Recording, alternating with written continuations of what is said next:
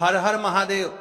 पितृपक्ष का आरंभ 8 सितंबर से पितृपक्ष श्राद्ध आरंभ हो रहा है और इस साल यह पहला दिन सोमवार पर पड़ा है।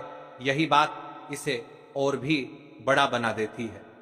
सोमवार शिव का दिन है। शिरोमणि तिथियों में जो दिन शिव के साथ जुड़ता है वह घर परिवार की शांति जीवन से दुख कष्ट समाप्त करने के लिए सबसे बड़ा और विशेष दिन आज की यह शिव महापुराण की कथा से कान खोलकर सुन ले। सब लोग पितृपक्ष प्रारंभ हो रहा है सबसे पहले और विशेष दिन सोमवार है महाराज। पितृपक्ष के पहले दिन किया जाने वाला यह छोटा सा कार्य, यह छोटा सा उपाय घर का कोई भी एक व्यक्ति करे, लेकिन अवश्य करें। मात्र 11 चावल के दाने, एक तुलसी की लकड़ी का दीपक और छत पर एक कटोरी खीर। याद रखना महाराज, मेरी कई सारी माताएं बहनें उपाय की सामग्री भूल जाती है।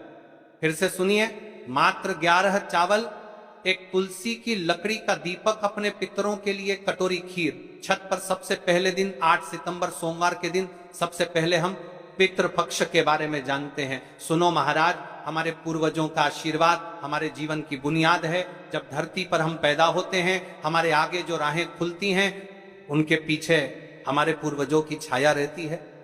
यदि आपसे आपके पितृ नाराज है और आपको पता भी नहीं है कि आपने ऐसा कौन सा कार्य करिए, यदि आपके जीवन में दुख है, कष्ट है, बड़े बड़े पूजा पाठ अनुष्ठान करवाते रहते हो फिर भी सफलता प्राप्त नहीं होती है, जीवन में पूरी तरीके से क्लेश है तुम्हारा, आज ये सिर्फ पितृदोष, काल सर्प दोष, इनकी वजह से बार बार असफलताएं, धन का टलना, घर में कलह, उनके कारण अनेक होते हैं।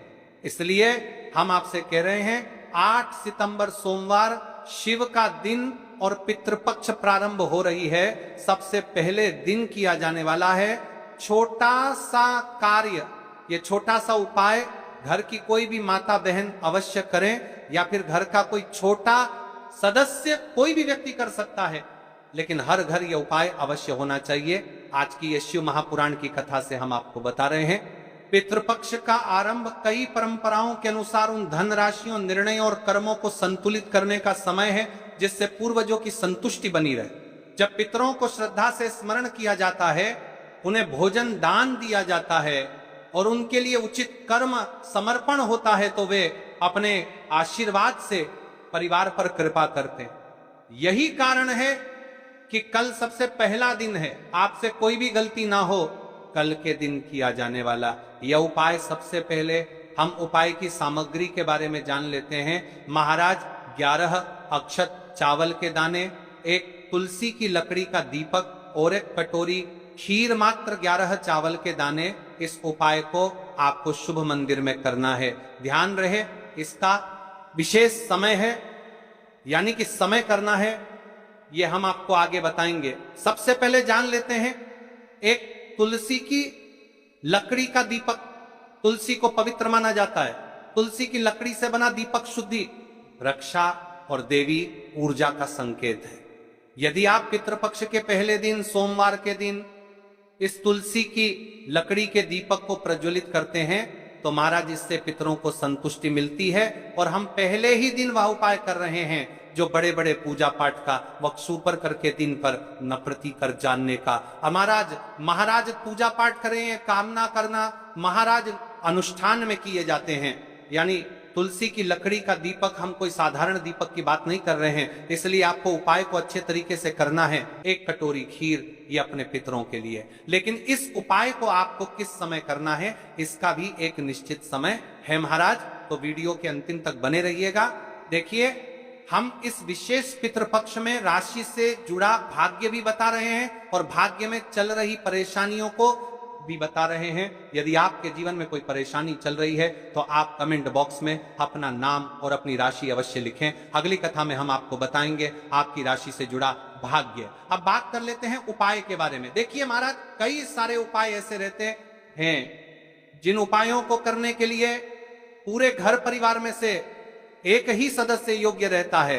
तो अब बात कर लेते हैं कि इस उपाय को कौन कौन व्यक्ति कर सकता है।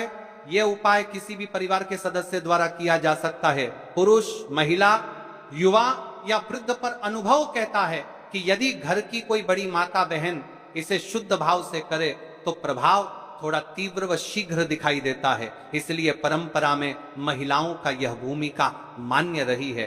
पर यह कोई कठोर नियम जिनके परिवार में धन लाभ टिकता नहीं, जिनके घर में बार बार कलह और झगड़े होते हों, जिनके कार्य अटक जाते हों, जिनके मन में यह संशय रहे कि पुरखों की असंतोष की वजह से बाधाएं हैं। पर ध्यान रहे, ये उपाय किसी के खिलाफ करने के लिए नहीं है, ये अपने ही घर के कल्याण के लिए है महाराज। उपाय की ओर आगे बढ़ने से पहले जान लीजिए, आज की कथा में आया एक पत्र, जिस महिला ने पिछले वर्ष पितृपक्ष प्रारंभ होने से पहले इस उपाय को किया था, उसके साथ क्या चमत्कार हुआ। माया जी एक छोटे शहर की गृहिणी थी, उनके घर में पिछले 3 साल से आर्थिक अस्थिरता छाई हुई थी। कमाने के बाद पैसे टिकते ही नहीं थे, पति के व्यापार में अवरोध, बच्चों की पढ़ाई में बाधाएं।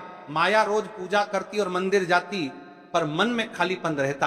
8 सितंबर को उन्होंने पति की सलाह से, जो व्यस्त थे, घर की छत पर सादगी से 11 अक्षत, एक तुलसी की लकड़ी का दीपक और एक कटोरी खीर रखी और सबसे पहले मन से अपने पूर्वजों का स्मरण करके कहा, हे मेरे पूर्वजों, यदि किसी प्रकार की असंतोष हुई हो तो क्षमा करो, यह मेरा सादर समर्पण है।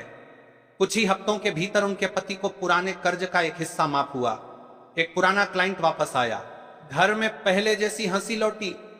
माया का कहना था, मुझे बड़ा चमत्कार नहीं चाहिए था, मुझे बस अपने पूर्वजों का आशीर्वाद चाहिए था, और उन्होंने वह दे दिया। यदि उनके साथ चमत्कार हो सकता है महाराज, तो आपके साथ क्यों नहीं? क्या भरोसा। अगला पत्र इस व्यासपीठ पर आपका हो। अब जान लेते हैं राशि से जुड़ा भाग्य, जिन्होंने कल की पिछली कथा में कमेंट किया था। कल की 2 विशेष मुख्य राशि, सबसे पहले राशि है कर्क, घर परिवार और भावनात्मक तालमेल के मामले में कर्क राशि के लोगों पर आज का दिन विशेष रूप से अनुकूल सिद्ध होता है।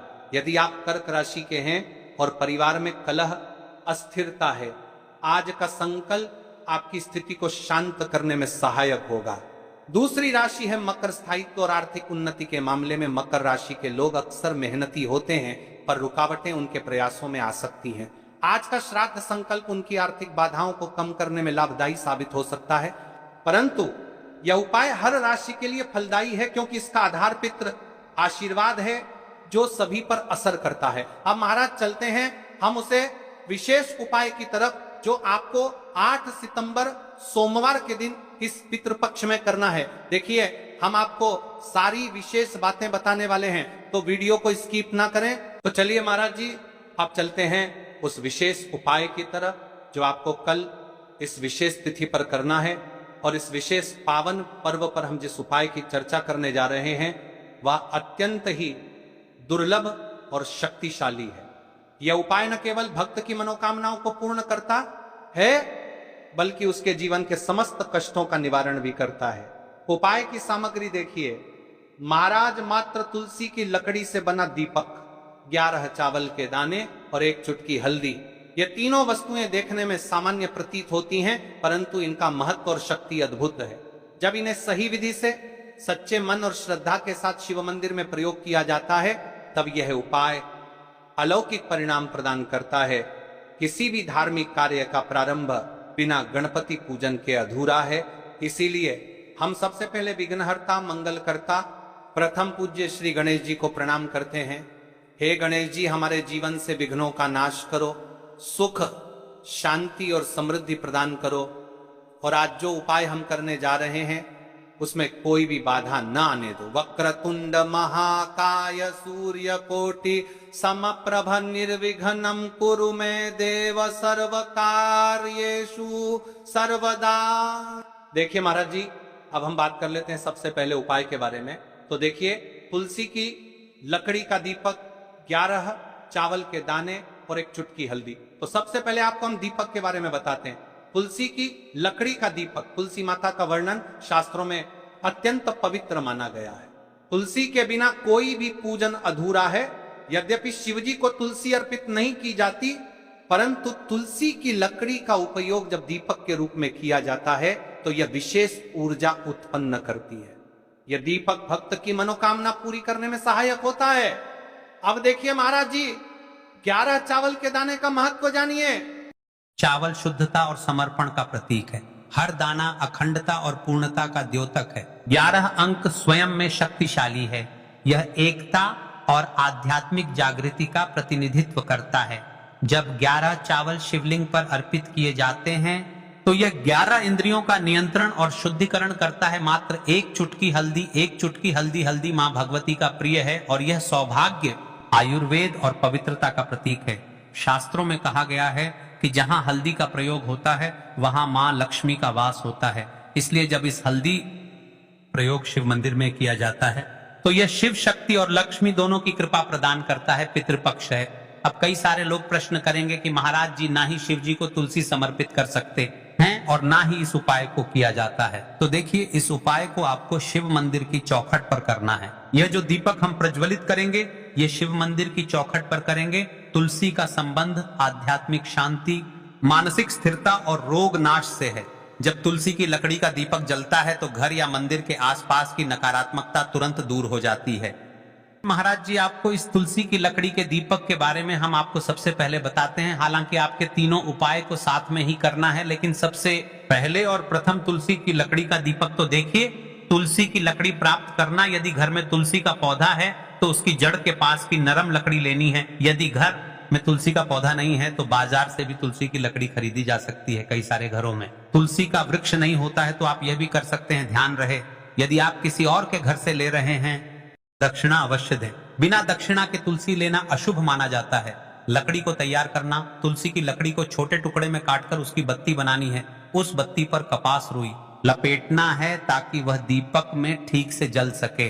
अब यहाँ पर महाराज जी, कई सारे लोग प्रश्न करते हैं कि दीपक हमें आटे का लेना है या फिर हमें दीपक मिट्टी का लेना है। तो देखिए, आपको मिट्टी का दीपक का प्रयोग करना है क्योंकि हम तुलसी के लकड़ी के दीपक वाला उपाय कर रहे हैं। ठीक है, दीपक केवल मिट्टी का होना चाहिए, पीतल, कांसे या किसी धातु का दीपक इस उपाय में उपयोग नहीं करना। मिट्टी का दीपक धरती तत्व का प्रतिनिधित्व करता है और यह शिव पूजन में सबसे उत्तम माना जाता है। अब देखिए महाराज जी, हमें तेल का किस प्रकार प्रयोग करना है। तो देखिए, तेल का प्रयोग इस दीपक में तिल का तेल या घी का प्रयोग करें। तिल का तेल पापों का नाश करता है और घी समृद्धि व शांति का वास कराता है।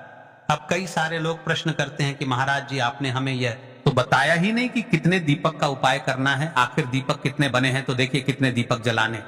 यदि समस्या बहुत बड़ी है, जीवन में गहरा संकट है, तो 5 दीपक जलाने चाहिए। यदि सामान्य कामना है तो एक दीपक भी पर्याप्त है। हर दीपक जलाते समय यह भावना रखें कि हे भोलेनाथ, यह दीपक मेरी अंधकारमय जीवन राह को प्रकाशमय करे। जेके महाराज जी, तुलसी के लकड़ी के दीपक वाला उपाय है, यह कोई साधारण उपाय नहीं है। तो आपको क्या क्या सावधानी बरतनी है। दीपक को शिवलिंग पर प्रत्यक्ष रूप से न रखें, इसे मंदिर की चौखट पर या बनाए गए स्वस्तिक पर रखें। दीपक जलाते समय मन में शुद्ध भाव होना चाहिए। बुझने के बाद उसकी राख को पवित्र स्थान पर ही विसर्जित करें। महाराज जी, जैसे ही तुलसी की लकड़ी का दीपक जलता है वैसे ही साधक को एक अलग ही शांति का अनुभव होता है। मन का तनाव समाप्त होता है। आंखें बंद करके जब दीपक की लौ के सामने बैठते हैं तो लगता है कि यह लौ सीधे आत्मा से संवाद कर रही है। यह लौ मानो भगवान शिव के आशीर्वाद का प्रतीक बन जाती है। अब देखिए महाराज जी, हम बात कर लेते हैं 11 चावल के दाने वाले उपाय के बारे में। ठीक है, 11 चावल का धार्मिक महत्व। महाराज जी, चावल अन्न भोजन का साधन नहीं है, बल्कि इसे पूर्णता, शुद्धता और अखंडता का प्रतीक माना गया है। वेदों और पुराणों में अन्न को अन्न देवता कहा गया है। अन्नमा ब्रह्मेति व्यजानात्, यह उपनिषद का कथन है, अर्थात अन्न स्वयं ब्रह्म है। इसलिए जब भक्त शिव जी को चावल अर्पित करता है तो वह केवल एक दाना नहीं चढ़ाता, बल्कि अपनी आत्मा और जीवन का समर्पण करता है। अब सबसे महत्वपूर्ण प्रश्न उठता है कि 11 चावल ही क्यों? शास्त्रों में कहा गया है कि मनुष्य के शरीर में 11 इंद्रियां होती हैं। जब भक्त 11 चावल के दाने शिव जी को अर्पित करता है, अपनी 11 इंद्रियों को भगवान को समर्पित करता है। यह समर्पण साधक के भीतर शुद्धि और संयम लाता है। अब देखिए महाराज जी, चावला के दाने कहां से लेने हैं, कैसे लेने हैं, इस बात पर चर्चा कर लेते हैं, क्योंकि कई सारे लोगों को मन में यह भी प्रश्न रहता है। घर में रखे चावल का प्रयोग किया जा सकता है, चाहो तो दुकान से भी ले सकते हो। ध्यान रहे, चावल अखंड और शुद्ध होने चाहिए। टूटे हुए दाने अशुभ माने जाते हैं। 11 दानों को अलग करके एक छोटे डिब्बे या पुड़िया में सुरक्षित रखना है। चावल अर्पण की विधि अब सुनिए महाराज। चावल के दानों का प्रयोग कैसे करना है? अब देखिए महाराज जी, जैसे ही आपके चावल के दाने आप एक पुड़िया में रख लेते हैं, अब आपको शिव मंदिर में जाकर के इस उपाय को करना है। तो देखिए आप एकदम स्वच्छ जल से नाहट होकर के शिव मंदिर पहुंचे और आपको इस उपाय को करना है। तो देखिए कई सारी मेरी अन्य माताएं बहनें रहती हैं जो शिव मंदिर में जाती से ही दूसरी अन्य माता बहनों से सामग्री मांगने लगते हैं, जैसे कि वो जी अपने बेलपत्र लाए हो क्या, एक देना, आज मैं लाना भूल गई, वह जी थोड़े से फूल दे दो। तो आपको शिव मंदिर में जाकर के यह नहीं करना है, आप सिर्फ अपनी सामग्री से उपाय कीजिए और घर आ जाइए, ठीक है। जब मंदिर जाएं, सबसे पहले शिवलिंग पर गंगा जल या शुद्ध जल चढ़ाएं। AUM नमः शिवाय का जप करते हुए शिवलिंग का ध्यान करें।